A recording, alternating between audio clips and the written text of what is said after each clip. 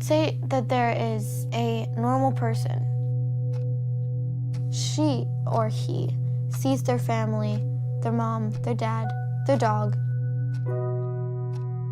My perspective of family, I live with my mom and my stepdad. My other brother lives with me. My dad hates my mom. My older brother hates my mom, and I can't see either of them. It's not fair that any family goes through this. It breaks up your family, makes life harder, and you just don't see the world the same.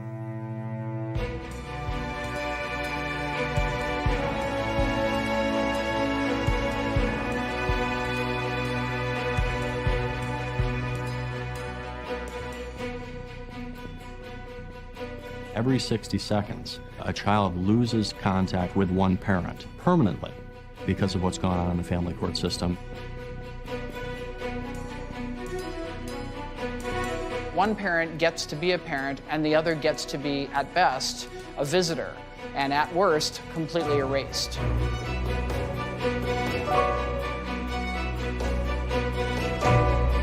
It destroys lives, it bankrupts people every day, it tears children from their homes, and just so happens to be a $50 billion a year industry.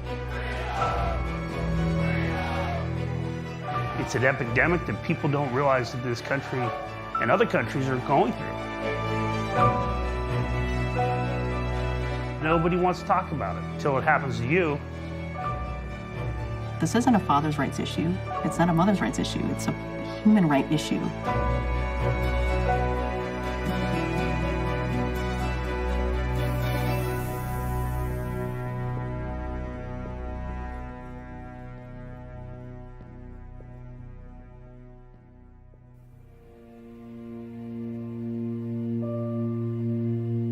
My parents' divorce was so messy that after I graduated from university, I moved literally halfway across the world to Argentina.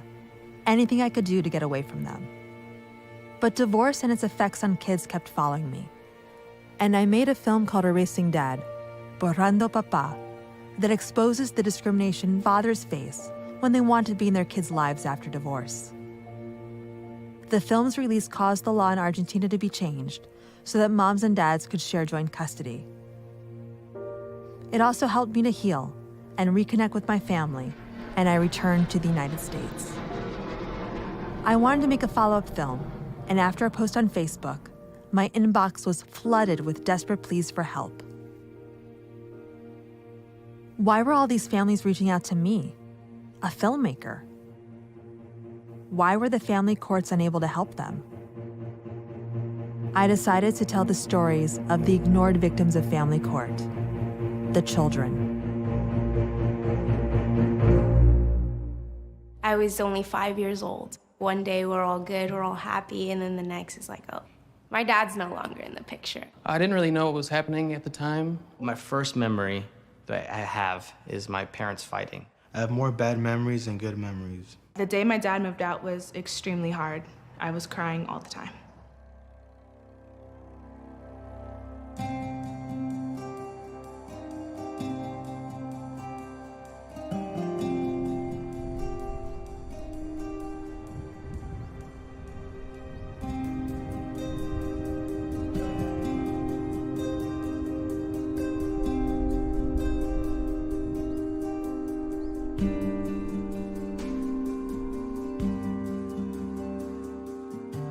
When I was born, my parents were in the middle of a divorce. So the first time my dad saw me, I was in my grandma's arms in a courtroom. My mom only had one photo. It was a picture of him, and he was holding my sister, Chelsea. A lot of me wanted to have a relationship with my biological father. I remember asking my mom every day, has Dad called, has Dad called? She kept telling me, maybe he's just busy, and then that turned into, He's not your dad.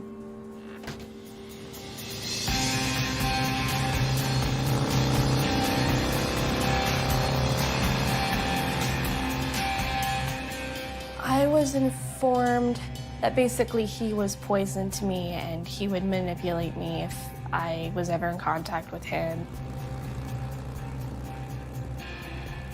When I was reading the divorce file, though, there was a lot of things I didn't know happened. There's flaws in the system. I've never known a life where one parent wasn't missing.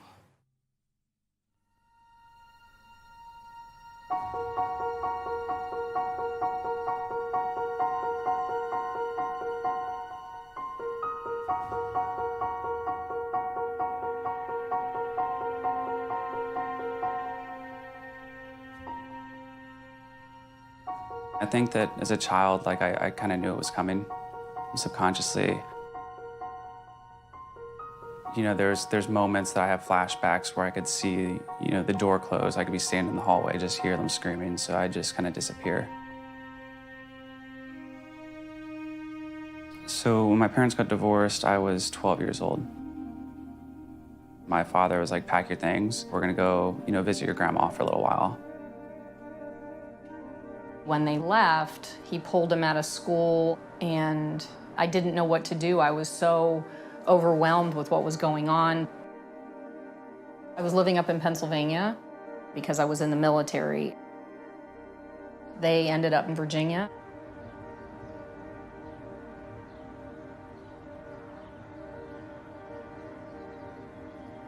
Karen, my stepmom, I also call her mom, she came into my life when I was about 14.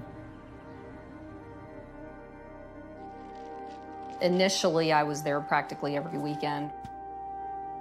So the visits started to decrease every month, and then I was stopped. Sometimes it was because the children would call me and say they didn't want to come. Sometimes I would get an email saying, well, the kids don't want to see you this weekend. It was signed by my ex, but it sounded like his wife. I was just so confused. It really felt like she didn't want anything to do with me. I can't even really answer why the whole thing happened. I was never on drugs. I had no criminal background. I had no psychological issues other than being heartbroken because I lost my children.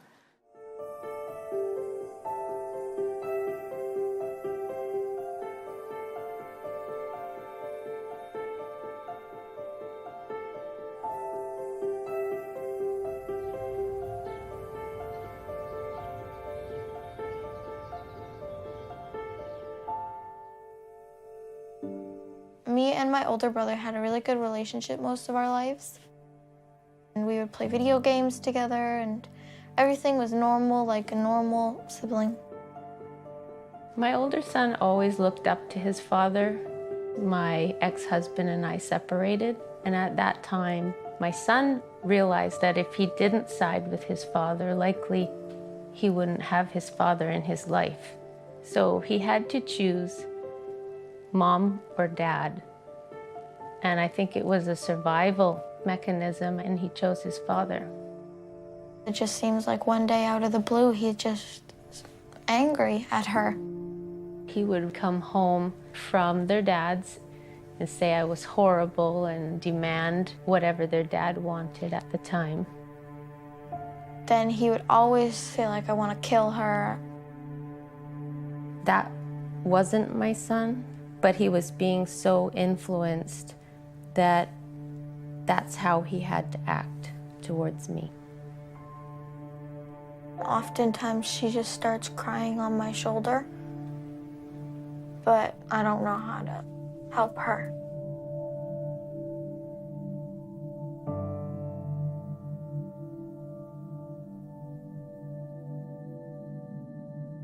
I get reminded every day, like, your dad sucked.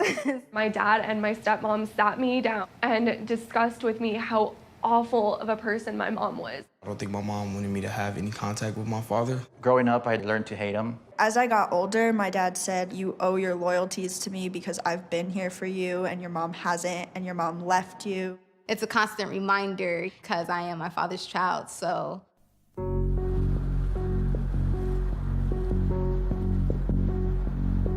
I began studying parental alienation approximately 3 years ago. I started looking around to people who have been affected by this on Facebook groups and support groups, and I didn't get any answers. I thought it's time to put some serious scientific attention to this problem. Parental alienation. The set of behaviors that a parent will do to try to distance their child or hurt the relationship between the child and the other parent. Okay, so these... It can be very subtle. They can refer to the other parent in pronouns, completely undermining their role as a parent. The custodial parent really colors the way that child perceives events. Obviously, you trust and love your parent, and you want to believe that what they're telling you is correct. That child is then expressing and parroting back what they're hearing. How many of you have had it happen to you? Just by a show of hands. That's about, I'd say about 40%. I ask this of every class that I teach. It's heartbreaking to me to see how many of you are dealing with this. I was trying to estimate the scope of the problem, and we conducted a poll in order to do that. 13% of these adults reported feeling alienated from one or more of their children, and what that comes out to is over 22 million American adults are feeling like they are being alienated from their children.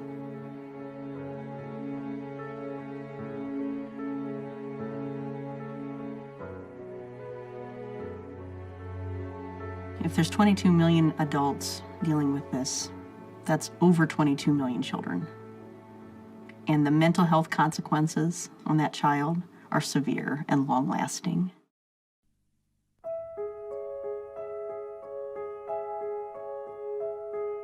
I therefore find that X is an alienated child and that he has been alienated from his mother by the words, actions, and behavior of his father. The Child Custody and Access Report found that Brandon was alienated.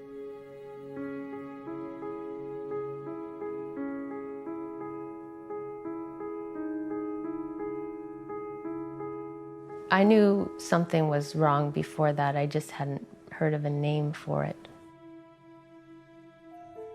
The judge did take away Dad's access for a month as sort of a warning because of behavior that was going on. So the judge was really swift in his actions.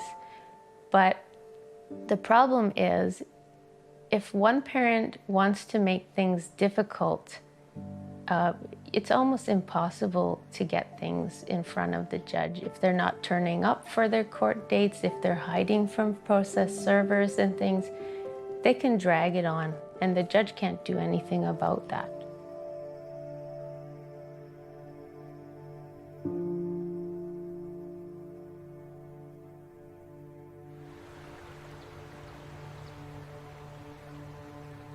I've went to about 4 counselors. The counselor, he asked us to draw a picture of how we felt. I drew a house split in half with Brandon and my dad on one side and me, my middle brother, and my mom on the other side. And it was just cut in half.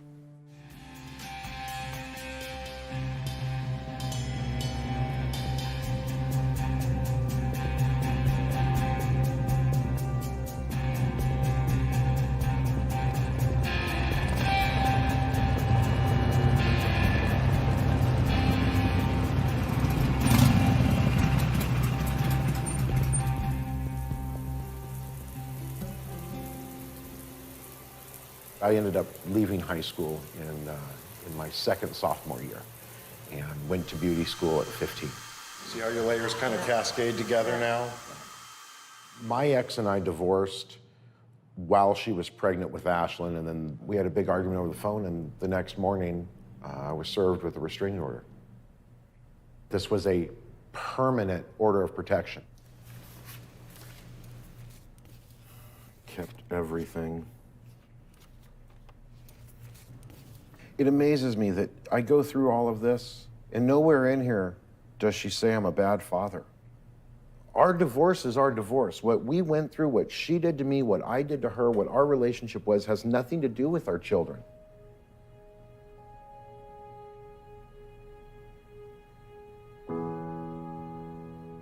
Your Honor, I wish it to be known that all I am after is to have unsupervised visitation and joint custody of my daughters. My children are very important to me, and I am very important to them.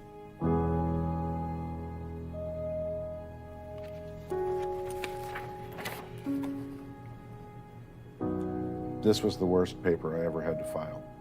He's scared to continue any type of attempt for visitation because of some threat. I feel it's best to withdraw my petition for visitation. Although I have not been afforded the opportunity to see my youngest daughter, I love both of my children. My ex-wife will go to any extreme in her vendetta against me and others. Therefore, I withdraw my petition and pray the situation will change in the future. And I will become a part of my daughter's lives.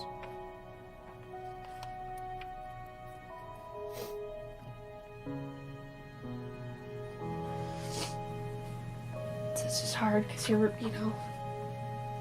reading a letter that your parent feels hopeless.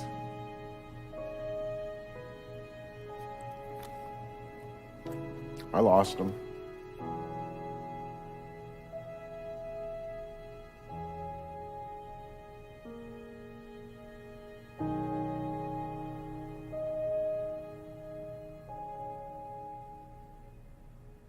Here, I don't know when's the last time you've seen this. Peanut head. I mean, they're just pictures of his life. Look how cute you were, though.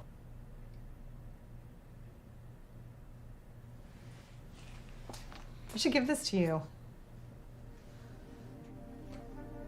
We had a good 4 years where we were just extremely nasty to each other.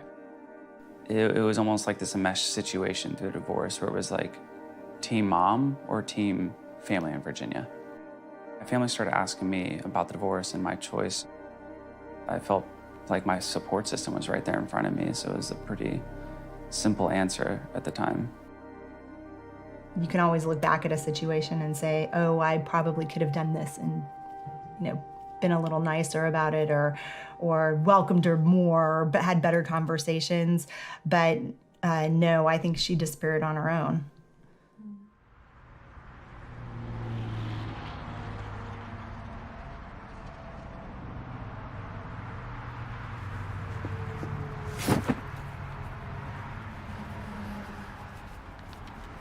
Ow.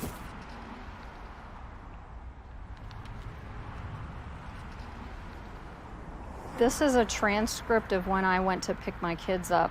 I rolled down the window, asked Rick if the kids are going to get in the car. And he said, that is up to the kids. They can decide what to do.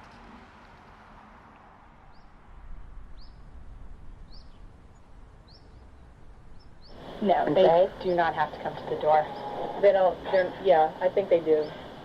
They are old enough that they can express their wishes to me directly, and I can express them to you.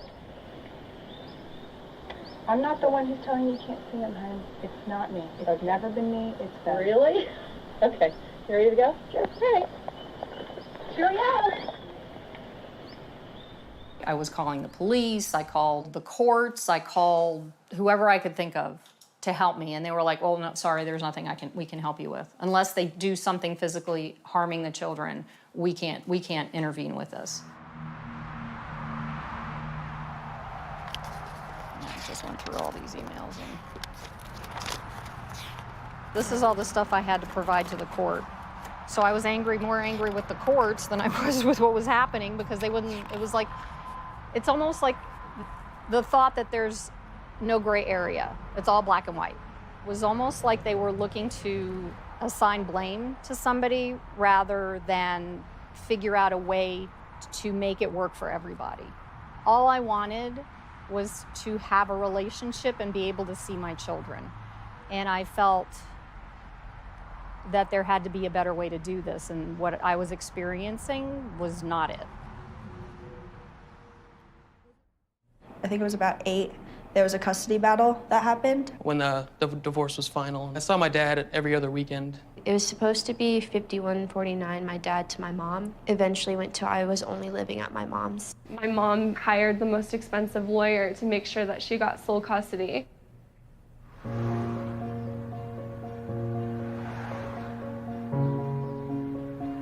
The family court system is mandated to work in the best interest of the children. But what actually goes on behind the closed doors of family court? If you watch any of the law shows, you come in today and you're in court tomorrow. That's not how it works. You're talking usually 6, 8, 12 months down the road. And during that period of time, it's very traumatic for children. Too many cases, not enough judges. I was responsible for over 1,000 cases. Some days I would have 15, 20 hearings. That you were in fear of imminent serious bodily harm. Isn't that true? Family court really sets the stage for conflict because that is the nature of the legal process. It's adversarial. If a parent is angry, I want the parent to continue talking, even though what is being said is not relevant. You always have to listen. Mr. DeHaven, please make sure the questions are clear and don't ask redundant questions. If you have a parent who has mental health issues, control issues, that person can keep coming back to court. Even if a person cries wolf, wolf 4, 5, 6 times. In criminal court, the state has to pass certain tests to file charges, but not so in family court.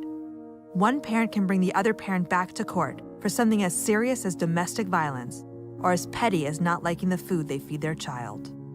Family court doesn't have to find a parent guilty of a crime, only that the other parent is the better parent. So evidence standards are much looser in family court than in criminal court.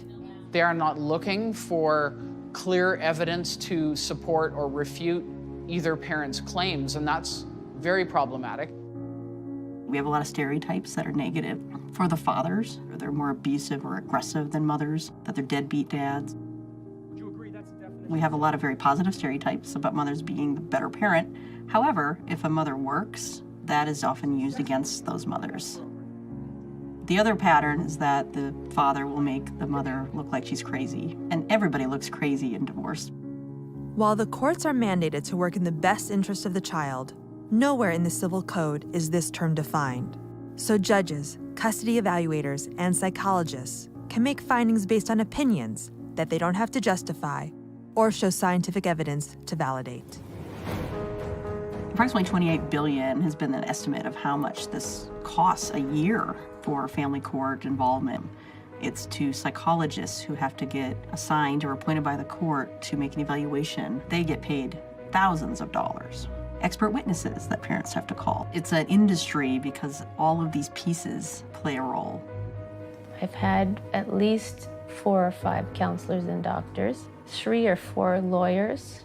It's cost close to $1 million. Because it is civil court, you have no right to an attorney. This presents a barrier to families who can't afford to pay for one. The attorney I had didn't want to do his job because I wasn't able to pay him in full. He could have talked about the parental alienation and said something referring to that, and he didn't say a word because I couldn't pay him. I had nobody. And on a $600 a month income, can't afford anybody.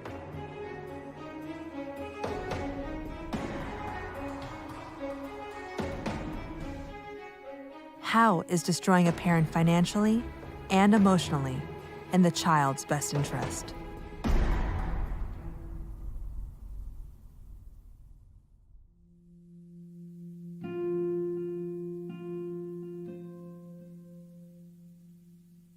Nothing I said mattered. None of the evidence I brought forward mattered. The judge wouldn't even look at it. I mean, like literally wouldn't look at it.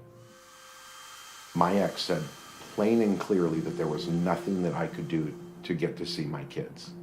And the judge asked me what I wanted, and I said, I want you to find her in contempt of court. And the judge wouldn't do it. He said, that's the children's caretaker. And I said, what am I? And he goes, you're the financial support.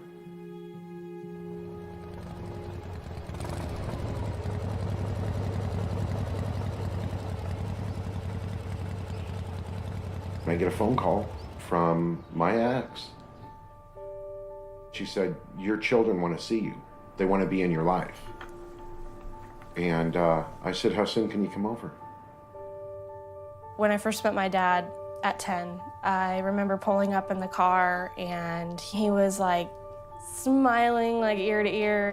My wife was elated. My other daughter was excited. My dad took my sister Carola and I and Chelsea to go do like a family photo shoot thing. And I just remember feeling really happy because we were all together. God, it was such a blessing.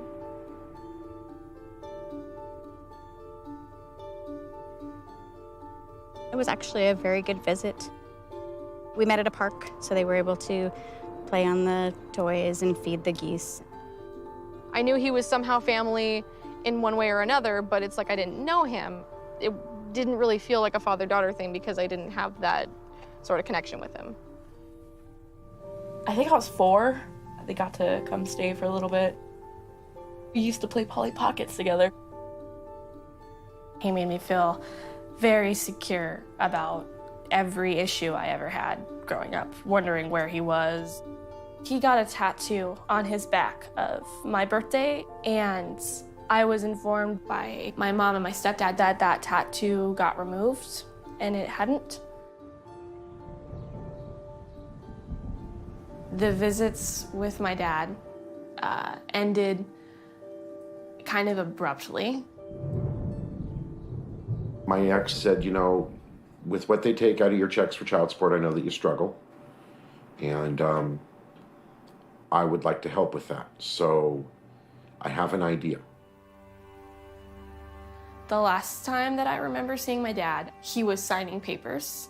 Ashlynn's crying, I'm crying, and I've got my kid's stepdad telling me, don't worry, I'll make sure she never takes your children away from you again. By that point, Robert had been their dad for a few years. It just seemed like the next step. I knew something big was gonna happen. I've got her sitting there telling me, it's not gonna change anything.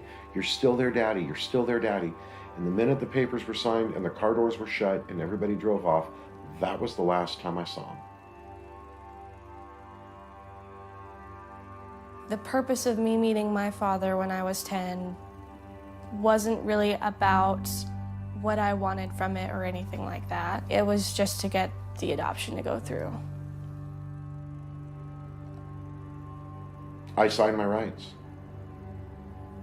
I'm ashamed, I'm embarrassed, I hate myself every day for it.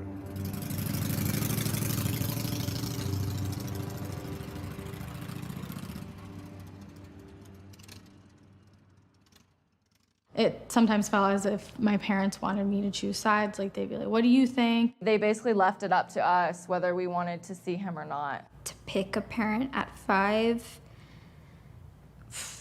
I probably wouldn't know who to pick at all.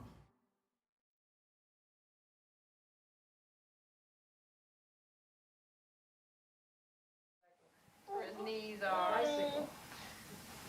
Oh, yeah. That was Mom. Go wave.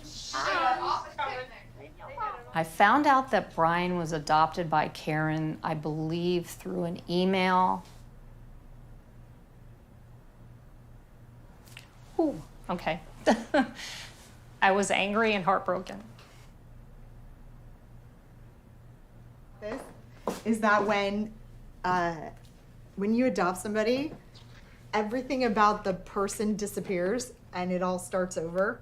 I think she was like much more like making a bigger deal than I was. She was really excited and felt like she was like pretty nervous, or maybe a little nervous to ask me. So on it says certificate of birth. Like, I gave birth to you on this day. That's how this is written. Like, it wipes everything else out before that, and now this is your legal document. So if anybody searched your birth, this is what they would see. They would see that I am now on your birth certificate as if I gave birth to you. To me, Karen was mom, and it was important to her. It's like that never happened, and this did. It's an interesting way to make things happen, yeah. Right? Yeah. I really didn't even think about Caroline at the time.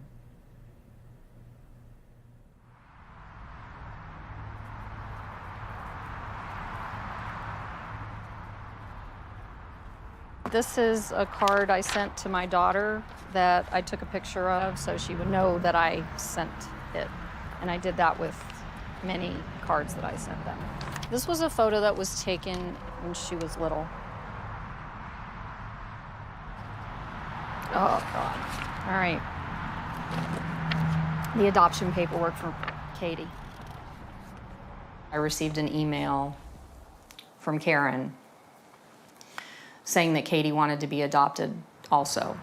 By that point, she wasn't talking to me anymore, really. She didn't want anything to do with me.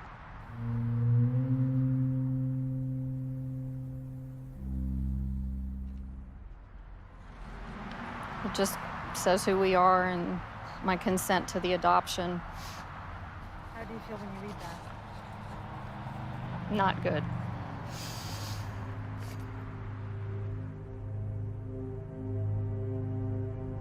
My daughter testified on the stand and said that she didn't want to see me. And it was in open court. I watched the whole thing. I was sitting right across from her looking at her while it was happening.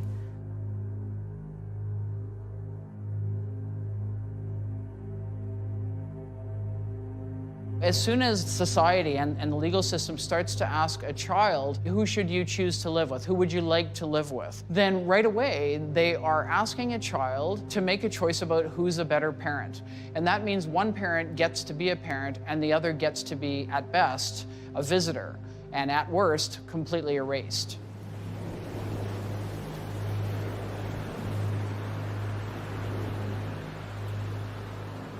Like I would just say, it's just easier to not talk to her, and it was just such an easy decision.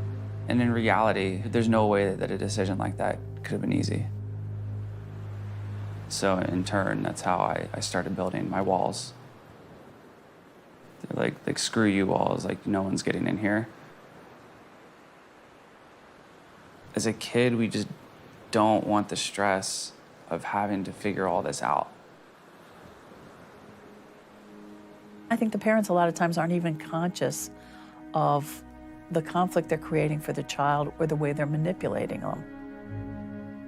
One of the concerns when you interview a child is they come into a stranger's office in an uncomfortable setting. They've been brought here by one or the other parent. The other one's sitting out there.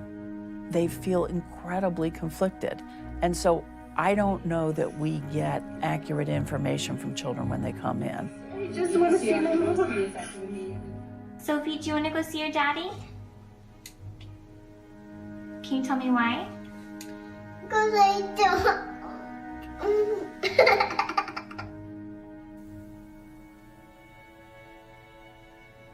What I remember about being in court was having to lie to the judge.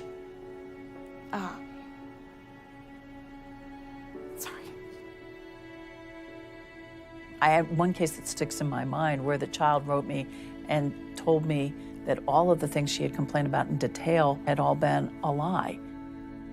My stepdad was going to be my real dad now. I remember telling Mom something along the lines of, I don't feel this way about my stepdad. I don't want my stepdad to be my dad. And she told me that basically that was too late to say that, and it was out of my hands at that point.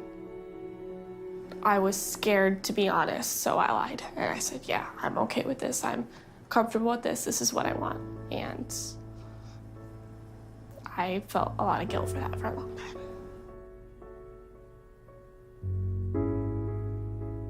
Like it was my fault that I felt that way because I should just rewire my brain and think the way they think, which was that I shouldn't have a relationship with him.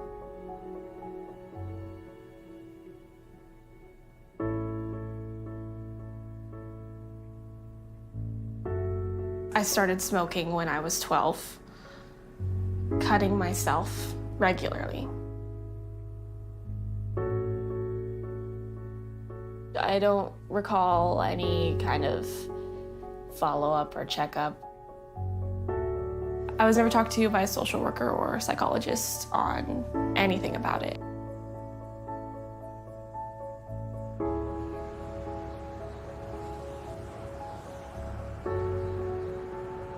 I had a boyfriend I had a talk with him one day about my situation with my father. She just felt like she couldn't really talk about her father, Dizzy, around her mother and her stepfather. And I just gave her somebody in her corner to fight for her decision on whether or not she wanted to pursue it. The worst thing that could happen is, you never talk to him again, but the best case scenario is so much brighter than that,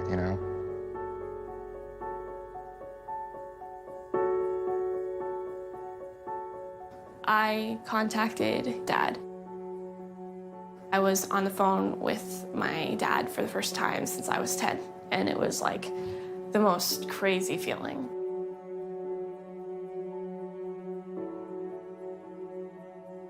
Then I found out that my mom and my stepdad started listening to our phone calls. I got into a very vicious argument, and I ended up getting kicked out. She had called me and let me know that she was homeless. She was 14. And I have no legal right to drive up and pick her up. She's not my child according to the courts.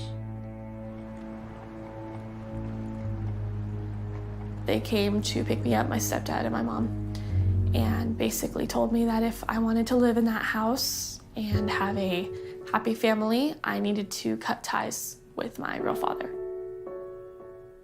The family kind of changed after that. Things were different. People weren't really acknowledging me. People were treating me poorly. I felt like I was the enemy in my own house.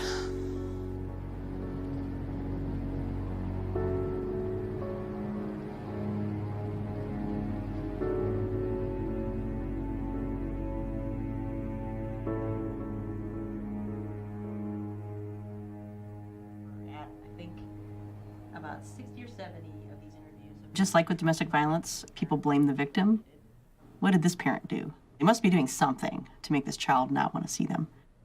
It shows an ignorance of what human development is like and the power that a parent has in that child's life and how they perceive the world.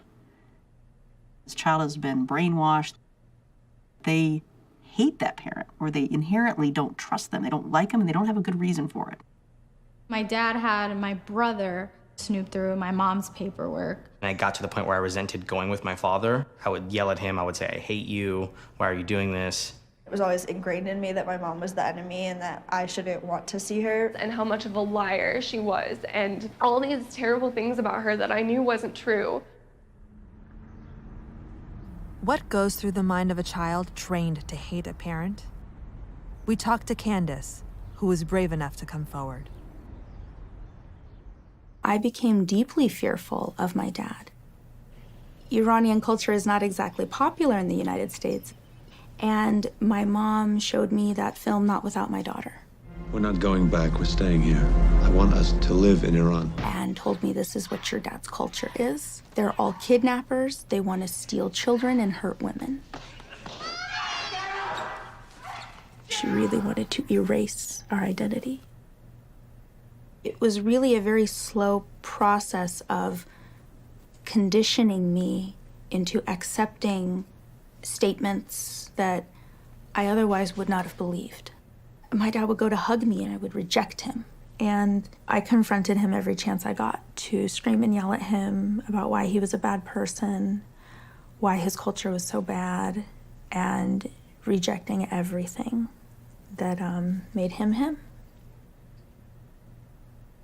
When I was at his house, when he would manage to get visitation, I would go through his papers. I knew what I needed to do when I was around his information, and that was to steal it and give it to my mom so she could get him fired and this and that. And that's what she would do. She would call these companies and make accusations pertaining to his national origin. That's one of the hardest things, because there was a lot of abuse in my house growing up with my mom, and those scars are there, but the scars of guilt are just as powerful. And I can't take it back. I can't get time back. And no matter how many times I tell myself, or someone else tells me, that there was nothing I could do, that I was going to be powerless to this campaign of denigration, and thinking, I need to tell somebody. And the thought that would always stop me is, who's going to listen? They don't listen to my dad. He's an adult. Who's going to listen to a 10-year-old? And then what's going to happen to me? They're not going to give me to my dad. And I don't even know that I know him anymore. What if some of the stuff my mom says is true? What if I'm wrong? I'm just a kid.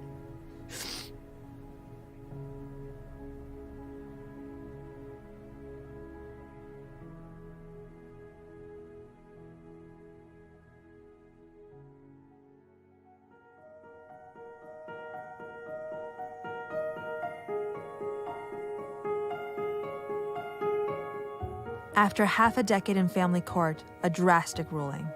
No contact between the father and any of the children until family therapy had been completed. As the courts often don't diagnose alienation, the judgment made the local papers, which published the entire 120-page ruling. The ruling was made that he should enter a family reunification program and have temporary no communication with the father. I believe that the father had no intention on Brandon participating in the program. And so there were plans made for him to leave. We get a phone call. He's in England. After the ruling, Brandon ran away from home at age 16. His father claimed he didn't know where he was, but he was given money and a passport and resurfaced in a family friend's home in the UK, his father's birthplace. He wanted all the orders dropped for him to be able to just go straight back to his dad's house. That would be the only way he would come back.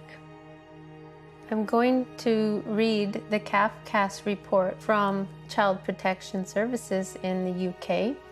Brandon said nothing that helped in my understanding of what has caused the breakdown of his relationship with his mother.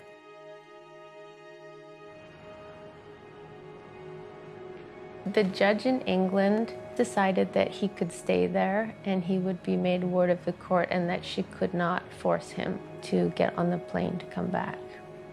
What a stupid judge. Like, you basically just ruined my life.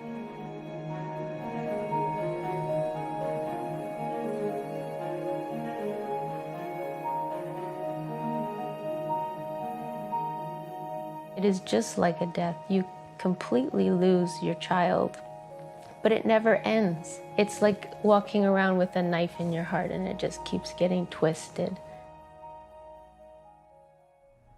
My sister was very similar to my mom, and she became very angry and hated my father. Growing up, we never had that relationship as brothers. My dad basically took my little sister away, and he moved away. I haven't seen my brother probably since I was 1.5 or 2.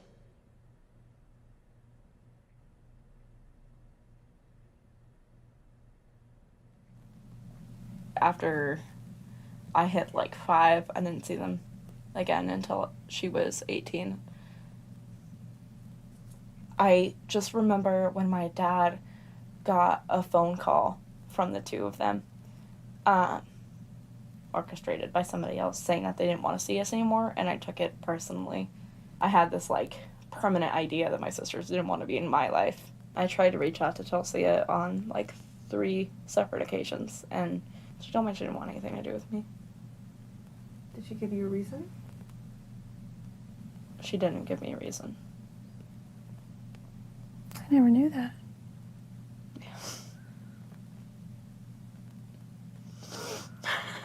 How old were you? It's 10. I never knew that. Sorry. It's okay. What did your message say? I'm Carla, your little sister, and I miss you.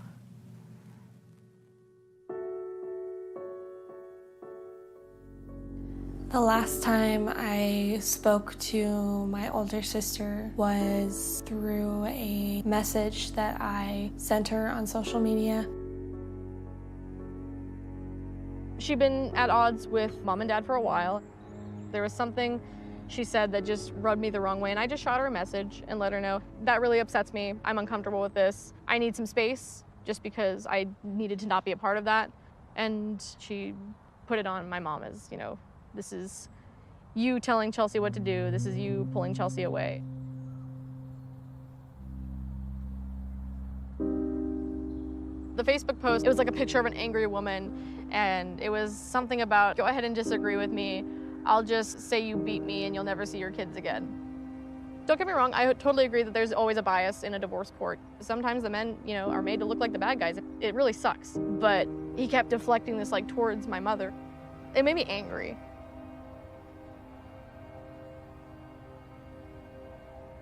And I let him know, you know, hey, I don't appreciate you talking about me like this. I don't appreciate you talking about my mother like this. You know, I'm my own person. I have my own life up here. You know, I have Robert who's raised me, and I consider him my father, and I'm sorry, but that's that.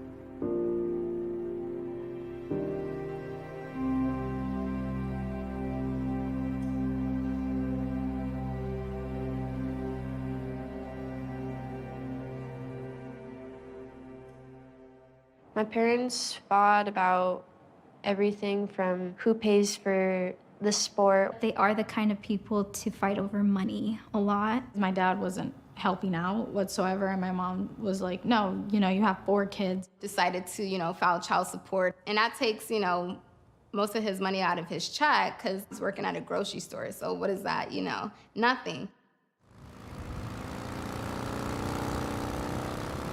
I was childish, immature, and angry. You're not going to let me see my kids, I'm not going to give you the money. And it took them about 3 or 4 months to find me and garnish my wages. And I got $12.45 that paycheck, $2.05. This is my favorite. I got a paycheck for 0. I paid her off, and now I'm paying California off. The money that I'm paying goes directly to the state. You know, I mean, it could go for anything. I mean, garbage collecting, pothole repairs, I have no idea. I just know that the state continues to take money. Not a dime of money that I pay out to child support goes to any of my children. Not a single penny. I owed so much because they charged such a large amount of interest that it just built up and built up and built up.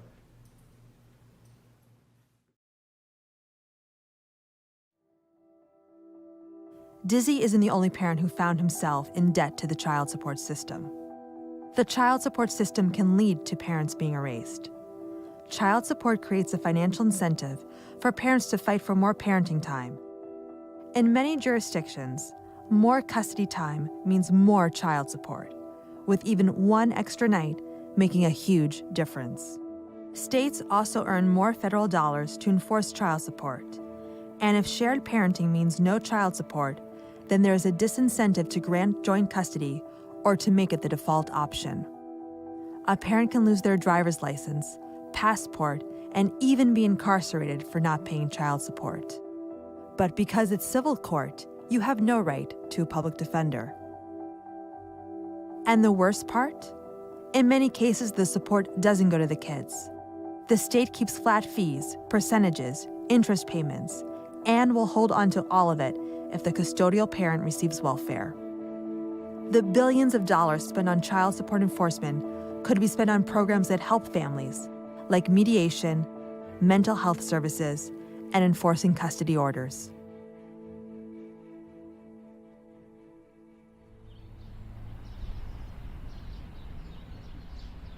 We are at the Shasta County Child Support Division office to make my final payment on child support.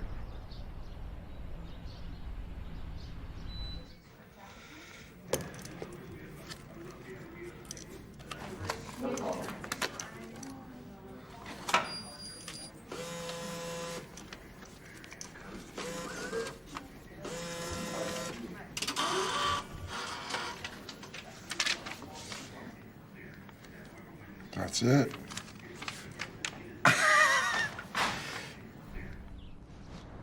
I am over this frickin' place. And if they weren't so nice, I would drop 2 fingers up at this building.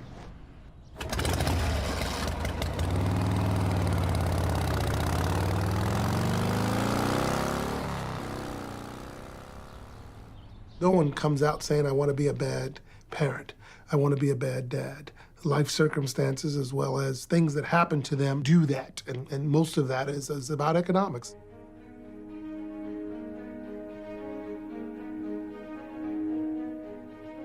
You know, we have to change our perception and our vision of fathers. The idea of the deadbeat, especially the deadbeat dad, is an outdated and incorrect idea.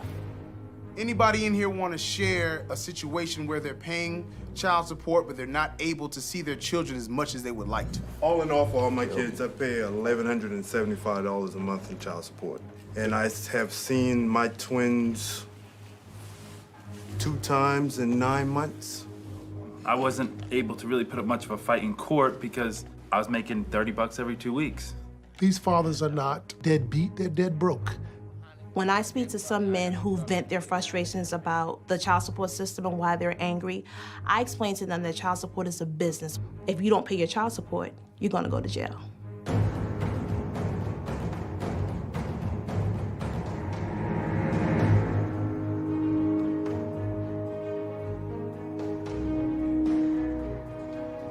We heard from dozens of parents who said the state's child support system is broken and failing families. Turner paid a total of $1,935 in child support. But News 5 Investigates learned his ex only received $1,386. And while the Department of Human Services would not tell us specifically where it was deposited, they did tell us they kept it. The officer told him he's a deadbeat dad, he's under arrest. The system of child support and how we put that into place are barriers to successfully having fathers involved with their children's lives. That's not the intent, but that's certainly the result. They hold your passport if you're back behind on child support. They take your driver's license. And CDL too, right? CDL. And they take your driver's license. How you gonna do that? Registration on your car? Yeah. Because you back on child support. Yeah. I'm a parent, married, 2 children. And my responsibility as a parent never goes away whether or not I'm working or not. You can't have a child and not take care of your responsibility. When it came to Walter, my brother's situation, my mother them had rescued him several times. From? Picking up his rear in child support. Okay. They paid it up, caught it up, and he would always get back behind again. And even when he was continually paying. Walter may have been behind in his child support payments, but he was involved and active in his children's lives. His children were staying and visiting him the weekend that he was actually murdered. The other big story we're covering tonight, the police shooting death of an apparently unarmed man. Today in North Charleston, the anger boiled over. We just want this thing to change where no other family would have to suffer the way my family is suffering right now. The deadly encounter between Walter Scott and police officer Michael Slager began with a traffic stop for a broken taillight. It was a fateful decision. The moment Walter Scott decided to bolt from his car. There's no justification for what I see on that video.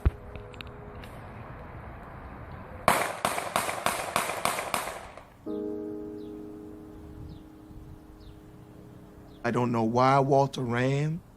He took that to the grave with him. But I think that's where the child support may have played a part.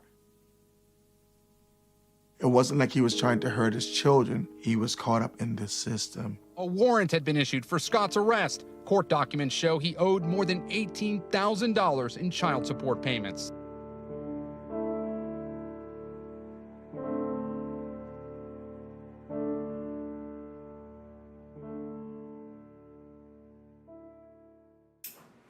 Can you get a court-appointed attorney to represent you in a child support case? No. Only in a criminal case. It's about access. Access of money.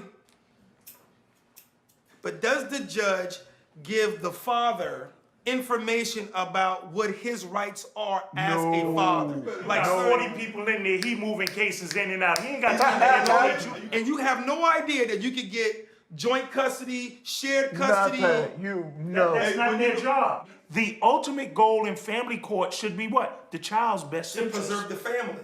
Yes. But if the dad is not in the child's life, how's that preserving the family? Because I don't think the current system is created to preserve families. No, it's not. I think the current system is created to make it more punitive to parents.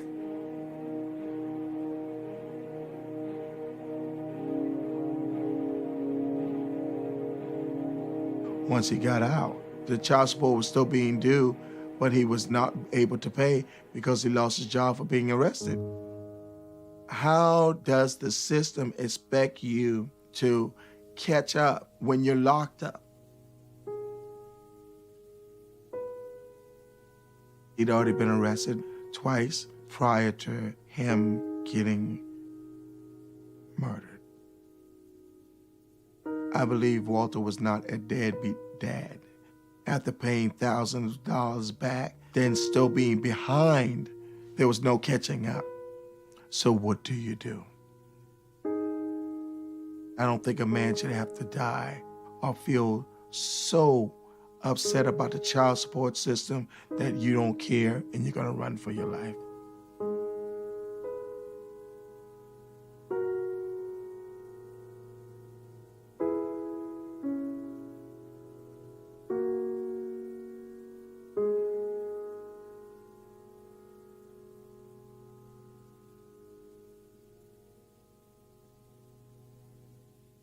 I didn't have the father figure in my life. I didn't know how to be a man. If he was really present in my life, I would probably, not be chasing boys. As far as relationships go, I have a lot of trust issues now. I don't see the point in allowing someone to get close to you if at the end of the day they're just going to hurt you. I cause a lot of depression, anger. I just can't call him dad right now because he was never there. How would the lives of these children have been different if the courts assumed that both parents should be equally involved?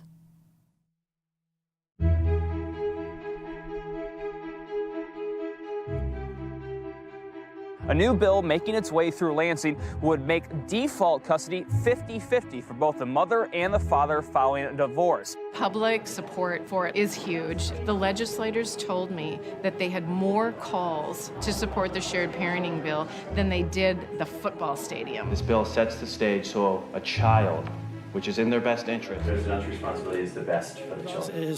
It presumes both parents are fit. We need more clarity in law to support what is best for children, shared parenting, and this helps move in that direction.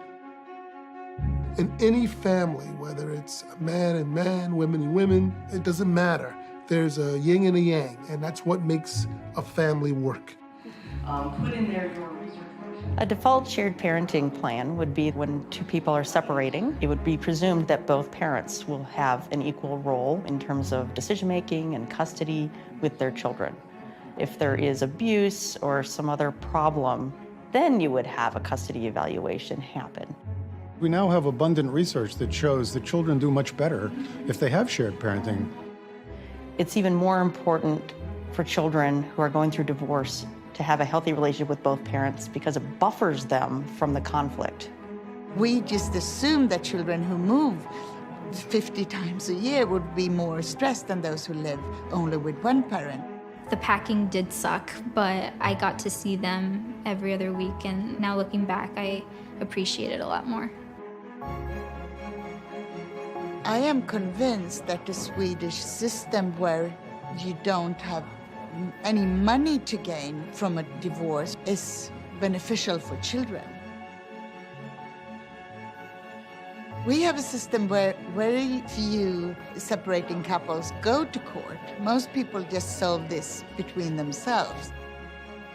We have this form. It's an agreement that we share the custody of our son. You just print it out, sign it, and send it. We don't have to go to court or hire a lawyer or anything to do this.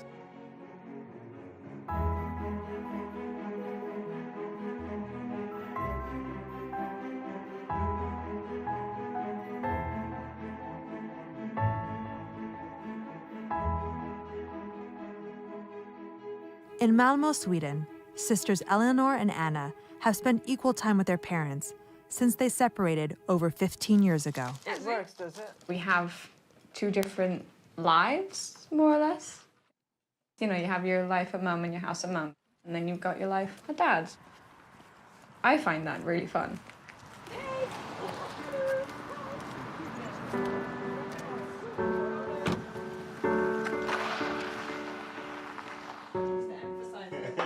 Hungry. The 21st. In Sweden, it's not really a decision. It's very hard to remove the guardianship from one parent. That parent has to be really, really unfit. Otherwise, you know, you're stuck with them.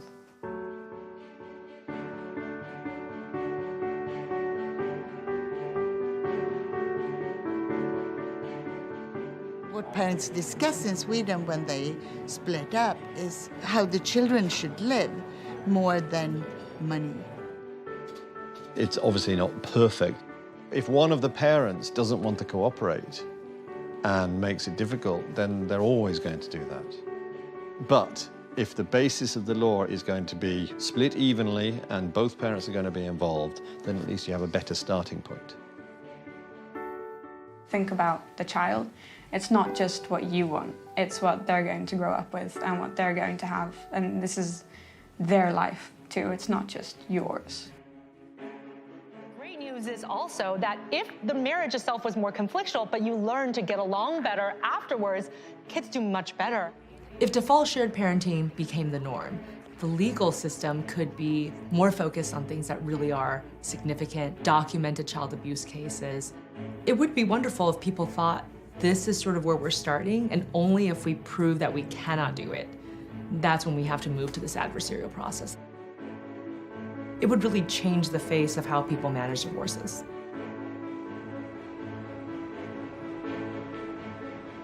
When parents can't reach an agreement on their own, mediation can provide an alternative to a courtroom trial and help them work together in the best interests of their children. My theory on litigation is if any custody case gets in front of a judge, there is a mental health problem. Either one or both of the litigants have mental health issues, or possibly the lawyers do. If you spend 2 or 3 days saying everything bad you can think of about the other person, and I award some sort of a joint custody arrangement, it's hard to undo the damage and have people walk out and parent together. Baltimore County decided to put on court staff, mediators who worked just in the courthouse, just doing court mediation. I don't know of another court that has on-staff mediators that can provide high-quality outcome. She'll make some recommendations to hopefully assist the family in resolving it amicably and without the need to try the case in court. I've seen it many times where parents go in angry, aggressive. Tell them that they're Yes, you drunk. do. They know Stop. you are. What is it that would help you to move forward? And by the end of a mediation session, they're actually helping each other. I mean, at the end of the day, you'll have a trial and a judge will make a decision. Somebody always feels like they won, somebody feels like they lost. They don't buy into the outcome. It's not the best way to get to a good result. You want a child to have as good a relationship as they can have with both parents. And you want it to be as smooth as you can make it.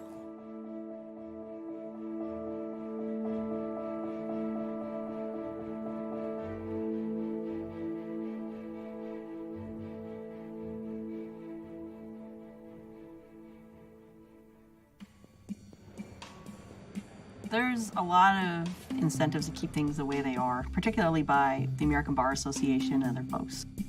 There's a lot of money in divorce, and with shared parenting, there's less conflict, fewer billable hours. Pay up and you're on your way to getting rid of that vermin you call a spouse.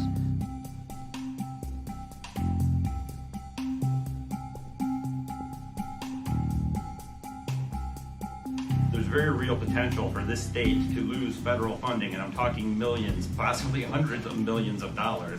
This issue has not been addressed by those in favor of this law. What's in the best interest of the kid is not to worry about how much federal dollars we're going to get for food stamps in this country. ridiculous.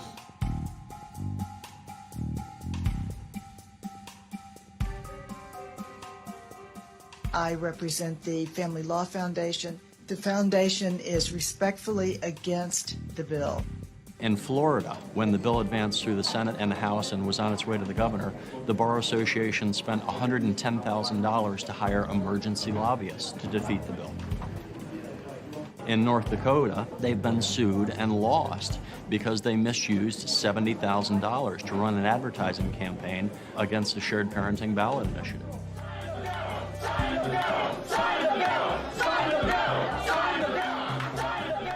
Until the system is redesigned to help families, Ashlynn, Lauren, Brian, and countless others will attempt to heal their families on their own.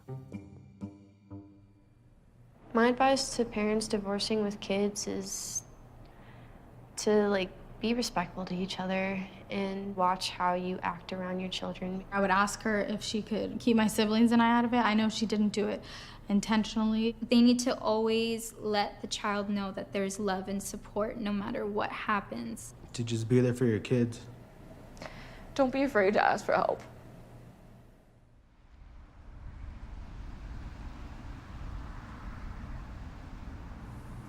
By the way, I have a new line of essential oils I'm carrying now, geared for beards. I was right in the middle of doing a hair color. I turn around and here's my wife Kelly and my other daughter Caroline, and then I saw her. And he dropped his hair dryer and just ran to me. And we both started crying, and the whole salon started clapping. Like everybody knew the story.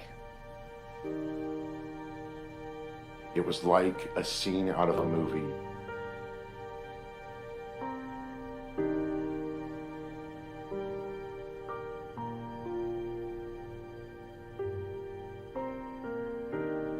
It was awesome. It's probably one of the best moments of my life.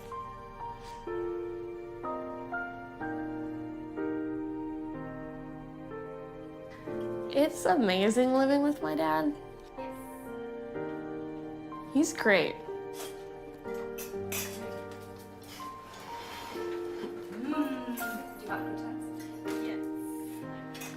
He is someone that I can always talk to. He's nothing like I was told he was, not even in the slightest. I'll go through anything and everything with you, side by side. Just like I said, when you decide to get your GED and we do it, I'll go with you and I'll do it too. My daughter here and I have been alienated from each other for the majority of her life. She called me and said, "Dad, it's time to move home," and she came home. Well, I made the mistake when she was 10 years old to sign my rights away. I never got to see them again. Which was part of the deal. Yeah. In about 10 minutes, we're going to leave for the courthouse to file paperwork so I can legally readopt my daughter. So she will be my daughter once again in the eyes of the law. Whereas in our hearts, we know, and it doesn't matter, she's my little girl. If something was to happen, she wants to make sure that myself and her stepmom, soon to be on the paperwork, her adopted mom, will be the ones to make those tough choices if they ever need to be made.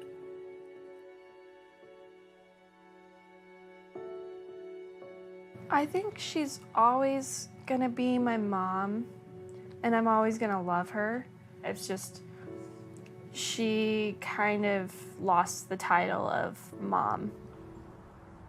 To just want to totally cut out one set and go with the other set, it was hard.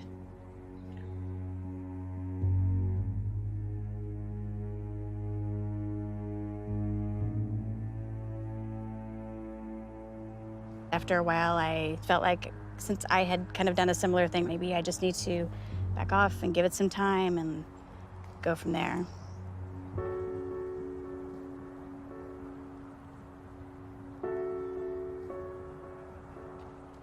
If you could talk to her right now, what would you tell her?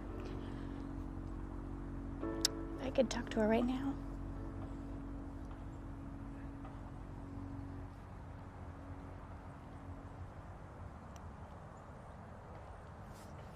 I don't even know what I would say. I would just be so happy that she's talking to me.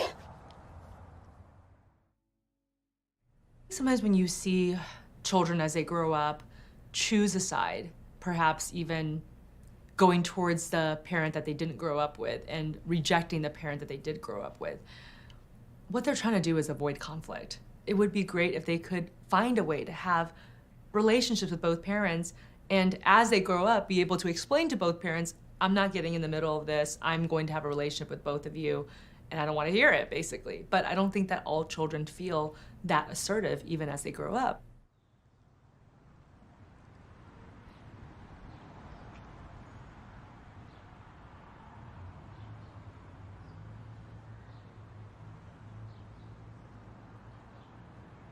After a decade together, Brian's dad, Rick, and his stepmom, Karen, divorced. Once again, Brian found himself torn between two parents. I believe I was about 22 when Karen and Rick got divorced. For like the first few months, like of the separation, like I would flip-flop, like, no, my dad's right, so I need to stand by his side. I need to be loyal to him. Then I'd be like, Karen's right, no, I need to stay by her. I think after so many months, like, I realized, like, it was just tearing me apart. And that's when I was like, I'm not gonna deal with their shit.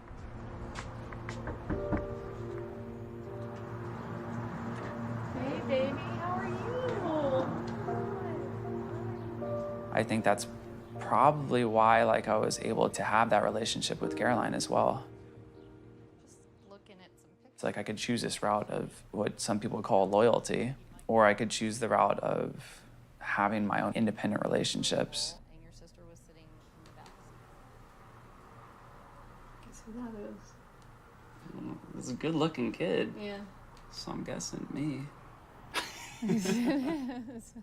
Now that we do have a relationship, I look to try to find some of those good memories, and it's been proceedingly difficult. Seeing these, I feel like I don't remember any of them. It had nothing to do with you. I wanted to get down there, and there were times where your dad and Karen would tell me that either you didn't want me to come down or you had stuff going on. I wasn't able to force myself in there because they wouldn't let me. I think that where I sit is like the child. I wanted you there to have someone nearby, knowing that I could go there when I was ready to. You know, does that make sense? Yeah, I didn't know that you felt that way. I didn't think you wanted me there. I can understand what you're saying. And I get it. I mean, you have to, as an adult, you're thinking about like taking care of yourself and trying to figure it out and move on. It's like, how far do you push?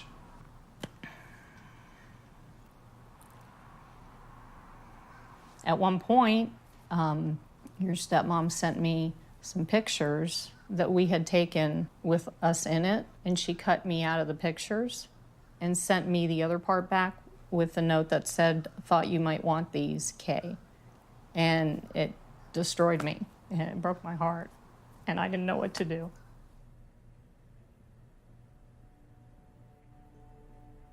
It's not like I cut her out of him, because obviously in the photo album there's lots of pictures of her. The people that I was with were just like, oh, we'll just throw them away. And I was like, no, that's kind of weird. Like, I'm just gonna send them back to her.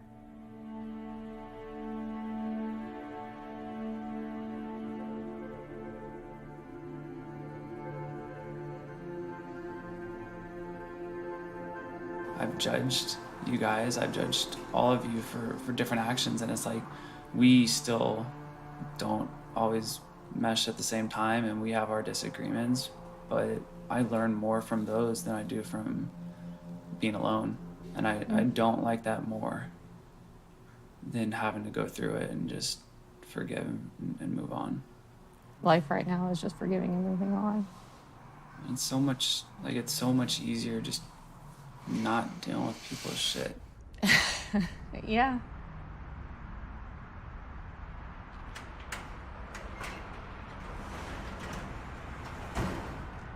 I don't know if I ever had a desire to win, because I didn't feel like I ever could. But I did have a desire at some point to be right. All that stuff doesn't matter anymore. What matters is where we're at right now.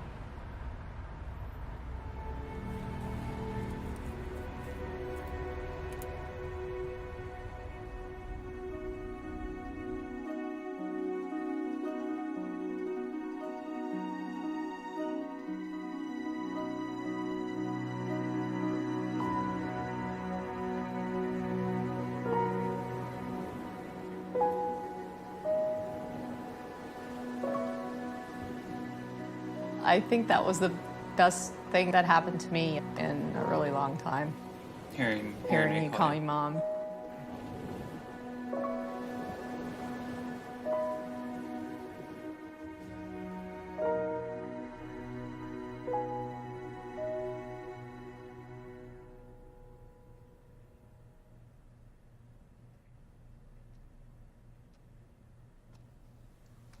Why are you trying to talk to your brother so much if he's so rude? I'm trying to talk to my brother because he's my brother and I miss him and I love him, and I'm trying to convince him to snap out of it, you know? She feels like her only solution is to try and talk to her brother and convince him to come back.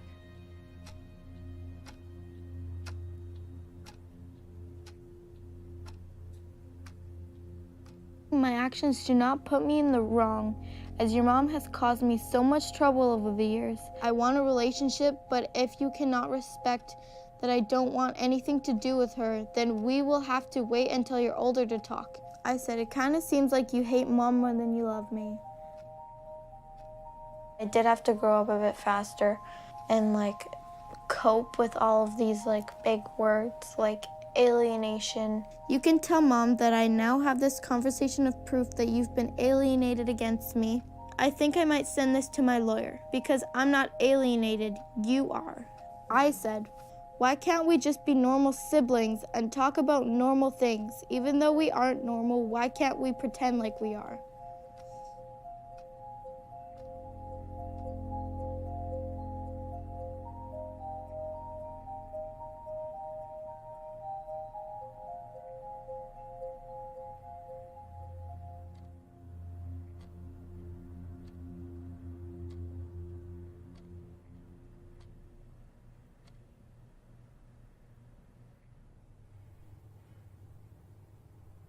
I never believed this could be possible. To be here today. Ash, you don't just live here. Today we get to fix the wrong. How do you think Chelsea will react? I forgive that she doesn't care, and I've moved on from that. And I just have no interest on the subject. But it's different when you're a dad. Yeah, I don't know. I have to focus on the daughters that are here, that need their dad, that want their dad. So, that's where my focus is. All right, we're on.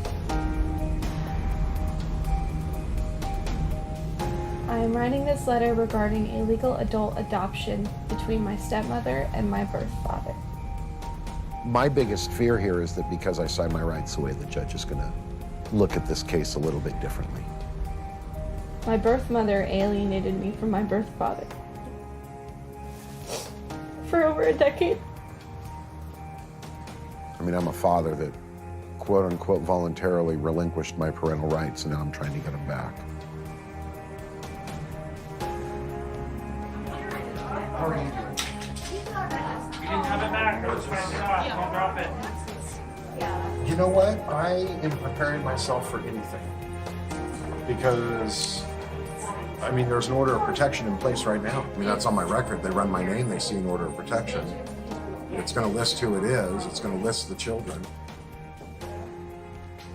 What if the judge says no? I can't even think about that.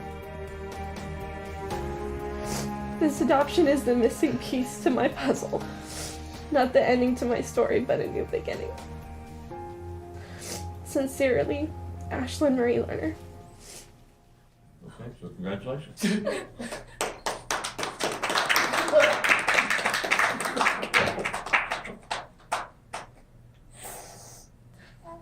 Thank you, Your Honor. Glad you all got back together. Me too. Thank you. Thank you. How about a picture? You know, I do recall this Lerner case. I think I may have had him in front of me when I was in my family law assignment. It was a very emotional adoption. I love him so much. It's interesting that Ashlynn told me one thing that bothered her was that nobody ever checked up on her to see how she was doing. You know, in family law, we only address what is in front of us. We don't go check up and say, hey, how did that work out? We don't. We're so busy, and there's just no avenue to do that. We expect if people are having problems, then they are to bring that issue to court so we can address it. What if getting help to reunite with your erased child didn't depend on you going back to family court, hiring a lawyer, or navigating a complex legal process on your own? What if all the resources spent on child support enforcement and adversarial court trials were spent on promoting shared parenting, affordable mediation, and access to mental health services? Until then, children like Ashlynn, Lauren, Brian, and Candace are reaching out to erased family members on their own. With no help or resources, the results can be bittersweet. It's weird when I think about the fact that Ashlynn and I don't legally have the same parents. But I know she's still my sister. Filming these kids has taught me that even if a parent isn't perfect, and none are, erasing a parent does lasting harm. We need to stop assigning blame and start helping parents to be in their kids' lives. It has been 8 months since I've seen my children. It's been over 4 years since I've been able to hug them, hold their hand, or take their picture. I haven't seen my sisters for 4.5 years. I haven't seen my daughters for more than 5 years. I haven't seen you in almost 2 years. My son here, who's 3 years old, has not been able to meet his 2 other siblings. They went to me when I was a baby. We wanted to tell you how much we miss you. I want to let him know how much his dad loves him. I just wanted to share some of the pain that I felt. Te extraño mucho. I love them, and I'm here for them. We were best friends. Je t'aime beaucoup. I want you to come home. And I want to just see your smile again. And I'm sad to say I'm an erased mommy. I'm an erased dad. I'm an erased sister. And I do believe that one day we will reunite.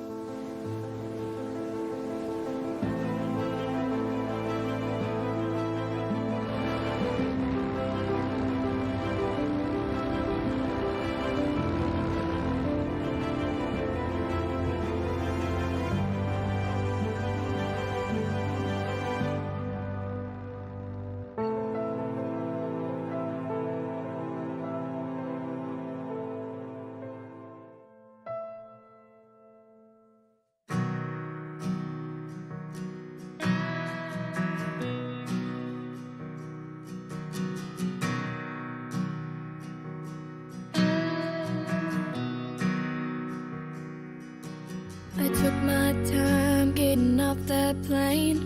Thought to myself, is this a good idea or just insane?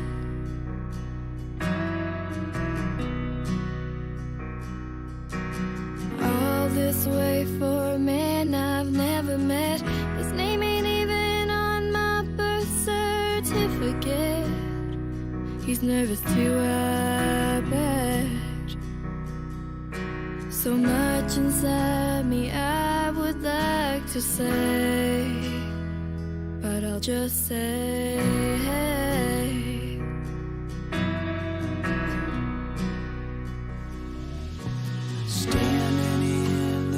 baggage zone.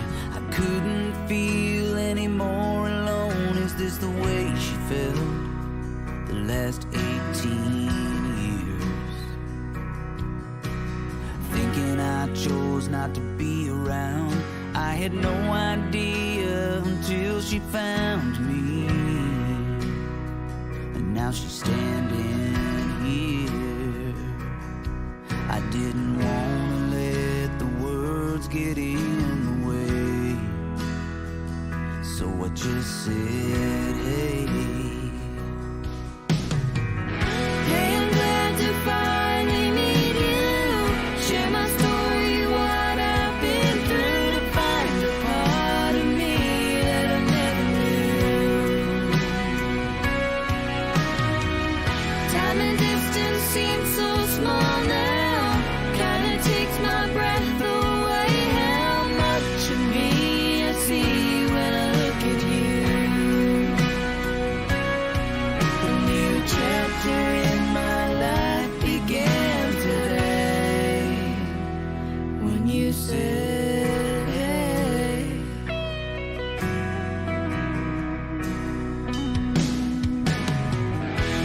I know that this must be so hard for you.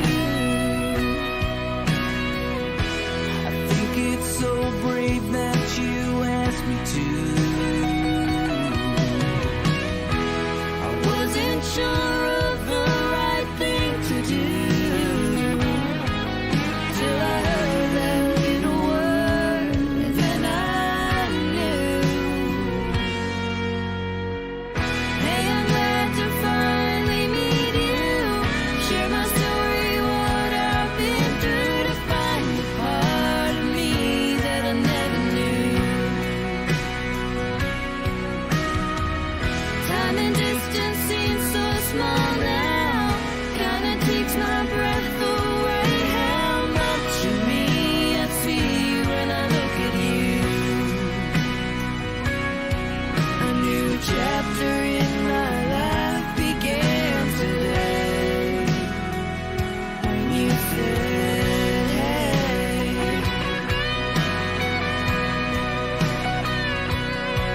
A new world opened up for me today when you said, hey.